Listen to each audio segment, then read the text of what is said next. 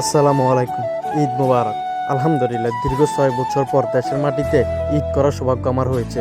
পরিবারের সাথে ঈদ করার সৌভাগ্য আমার হয়েছে। আমরা যারা প্রবাসী আছি, আমরা সবসময় এই মুহূর্তগুলো আমরা খুব বেশি মিস করি। কারণ আমরা প্রবাসী সাধারণত ঈদের দিন কী করি? রাতে ডিউটি শেষ করে রুমে এসে রান্না করি, এরপর গোসল করে সকাল সকাল আমরা ঈদগাহ ময়দানে চলে যাই। ওইখানে নামাজ পড়ি, নামাজ পড়ে আবার রুমে এসে পরিবারের সাথে ২-১ মিনিট কথা বলি, এরপর লম্বা একটা ঘুম দিই। ঘুম থেকে উঠে আমরা আবার ডিউটিতে চলে যাই। এটা হচ্ছে আমাদের প্রবাসীদের রুলস। আমরা এইভাবে প্রবাসী ঈদ করে থাকি। কিন্তু আলহামদুলিল্লাহ, দীর্ঘ ৬ বছর পর দেশের মাটিতে পরিবারের সাথে, এলাকার মায় মুরব্বীদের সাথে, ছোট ভাইদের সাথে, বন্ধু বান্ধবের সাথে ঈদ করার সৌভাগ্য আমার হয়েছে।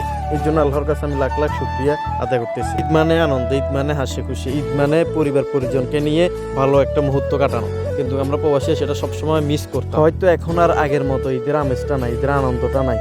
যেরকম আগে আমরা ছোটবেলায় উপলব্ধি করতাম, শৈশবে উপলব্ধি করতাম, এখন সেটা টোটালি নাই বললেই চলে। যেহেতু আমাদের সমাজটা খুব একটা বড় না, ছোট একটাই সমাজ, তো এর জন্য মানুষজন মোটামুটি কম, খুব একটা মানুষও হয় না আমাদের সমাজে। আমাদের দুই বাড়ি মিলিয়ে একটা সমাজ, খুবই ছোট সমাজ, খুব অল্প মানুষই হয় ঈদে বা অন্য কোনো অনুষ্ঠানে। তবে আমার কাছে ঈদটা শুধু ঈদ না, এটা আমার কাছে খুব স্পেশাল একটা ঈদ ছিল। কারণ আমি আমার বুঝ হবার পর থেকে আমি আমার বাবার সাথে কখনো ঈদ করতে পারিনি, সেই সৌভাগ্য আমার হয়নি। হ্যাঁ, প্রবাসে হয়তো একবারই পেয়েছিলাম।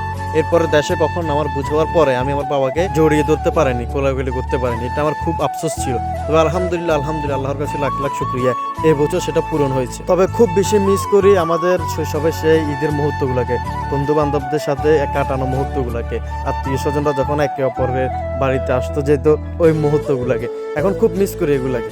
এখন কেমন জানি সবাই একচিতি হয়ে গেছে, সবাই নিজেরটাই নিয়ে ভাবে। আগের মতন যেমন ঈদের নামাজের পরে সবাই ছোটাছুটি করতো, সবার বাড়িতে যাইতো, সেমাই খেত, নুডলস খেত, সালামি নিত। এখন ওই জিনিসটা নাই বললে চলে।